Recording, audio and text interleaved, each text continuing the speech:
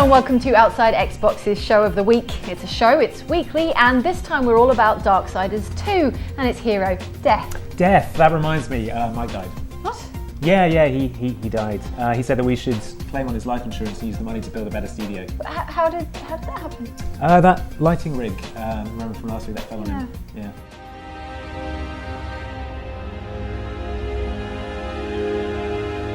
Oh. Well, I guess we'll have to just try and move on, and what better way than with our Game of the Week? The original Darksiders, released back in 2010, starred the first of its four horsemen of the apocalypse. That was War, who was framed for starting Armageddon too early. Now in Darksiders 2 you play as his bony brother, Death. Tree of Life is where I will find my brother's absolution. As Death, you're out to clear War's name, and you're going to do it with crunchy combat, nimble platforming, and lots of lovely loot. Like the first game, Darksiders 2 does a great job splicing God of War-like action with a Zelda-style hub and dungeon structure. New though is the Prince of Persia-like platforming for clambering around, and the loot system for kitting out Skullface McNomouth with ever better weapons and armour. As this Grim Reaper, you'll be harvesting more random item drops than human souls, and among the rarest are possessed level weapons. These are weapons you can individually level up by permanently sacrificing other items to them. Very cool. And that's all without delving into the skill trees that let you summon ghouls and crows, or Death's unholy winged Reaper form.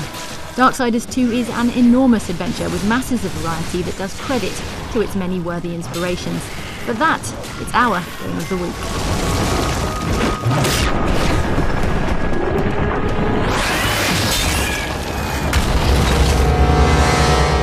So here I am, genuinely dead, in limbo, killed off after the pilot, and waiting for Death to come and claim me. Should probably check out this handbook for the recently deceased, see what I'm up against. Turns out I can challenge Death to the game of my choice for a chance to claim back my soul. This is gonna be a cinch.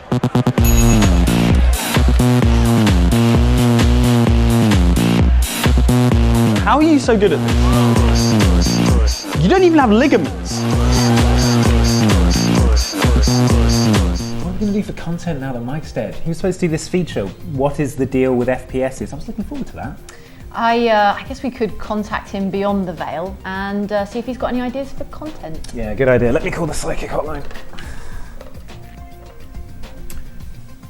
Hello?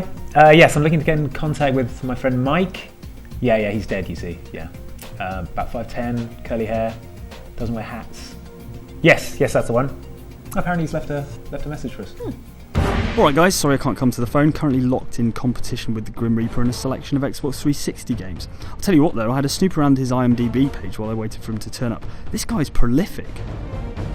Turns out Death features heavily in video games, and not just in the I was repeatedly capped by a 12-year-old Call of Duty prodigy sense either. The skeletal personification of Death, the Grim Reaper, must have a great agent, because he's more ubiquitous than Fern Cotton, and very nearly as skinny too.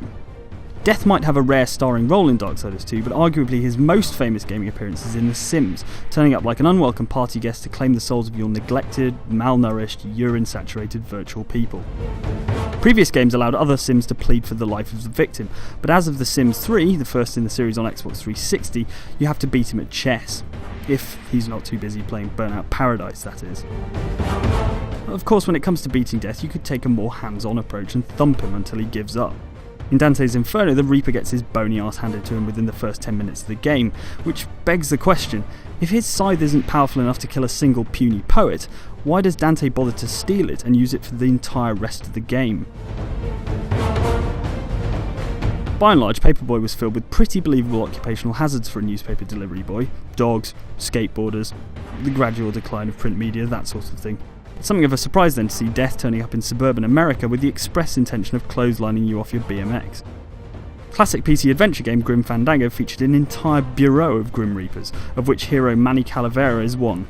In his role as Death, he acts as a sort of travel agent to the afterlife. Wonder how he competes with the ones offering a week in Corfu with flights for less than 500 quid. Death's a regular Guitar Hero, turning up as the Grim Ripper in no less than 4 of the games. Naturally, rather than a regular guitar, he plays a heavily modified scythe, and it turns out you can perform fancy fretwork even if you have no flesh on your fingertips. Final Fantasy VII had a variety of weird and wonderful summons, and while Hades shares a name with the Greek god of the underworld, he is the opposite of a strapping, bearded deity. With that hood and skull for a face, he's clearly the Grim Reaper, though he's swapped his side for a more unwieldy cauldron. Perhaps he reaps souls with salmonella instead. Wouldn't want to put money on which end it had come out though. UAV online. Friendly Reaper inbound, right? Yeah? You know, Reaper, it's ironic, right? Well, I guess we should go through Mike's will. Yeah, right. It looks like it's just instructions on getting an achievement in Darksiders 2. Weird, what does it say? To whom it may concern. How are you? I am fine. If you're reading this, I'm already dead.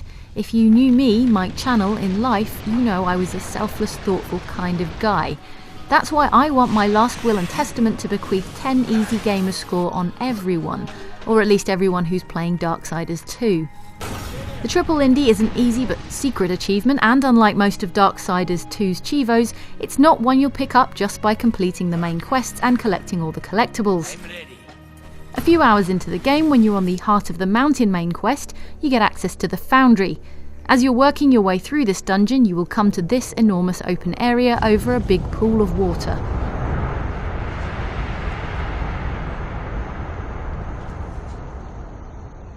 On this wall to your left, up high, are 3 balconies. Now, you're going to take Death for a swim.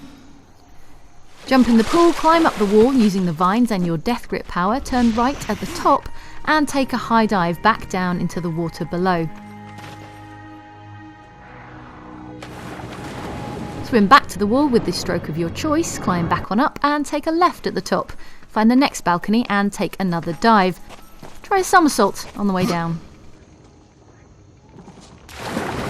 Then it's rinse and repeat, literally ha-ha, as you reclimb the wall, go left again at the top, and go for a triple pike back down into the water, where you'll find 10 sweet gamerscore waiting for you.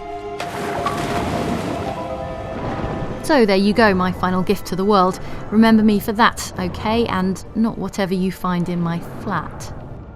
Never gonna give you up, never gonna let you down, never gonna run around and desert you.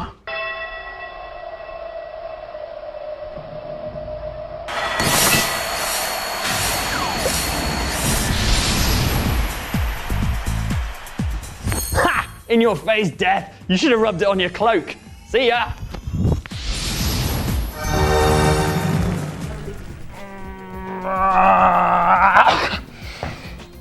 Well, I've defeated Death and managed to breach the barrier between the land of the living and the land of the dead.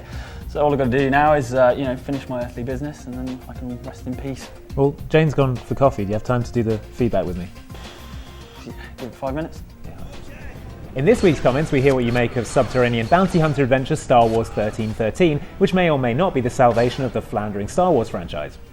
On Facebook, James Chiswell Carter said, as far as I'm concerned, it can't be as bad as Star Wars Connect, or episodes 1 to 3, sticky tongue out face. While Paul Lawrence asks, what was wrong with Star Wars Connect? Ha ha ha, fooled you, yeah, it was rubbish. Oh man, classic bait and switch there. He sent us one way, then went the other. Jedi mind trick. Yeah. In the feedback for Andy's preview of 1313, Divine J Bob says of the placeholder protagonist, stick a hipster beard on him and he looks a bit like Andy. Maybe Andy's Boba Fett. Yeah, I don't see it. How do you feel about hunting bounties? Ambivalent at best. Yeah, not a big fan of coconut either. Also on your Star Wars 1313 preview, David Craig. Oh god, not this again. And John Brogan. Yeah, I was doing it. And Spazid Ninja Dude all took issue with your pronunciation of Coruscant. And that was the best take we got. Coruscant, Coruscant, Cordas Kent, Coruscant, Corskakort, Krakencot, Corsicarcor, Crisscross, Carcarokino, Karen Carpenter. Dear Insurance Agency, as you can see from this episode of Show of the Week, Mike is definitely dead, and that's why we, as his close friends and beneficiaries of his estate, should receive his life insurance payout in full. Thank you for watching. Mike? Yeah, they bought it. Thing went off without a hitch. Camera's still on. Oh, sorry, yeah. So yeah, we'll split the money 3 ways. Still on. Oh yeah, sorry. Illegal things are the best.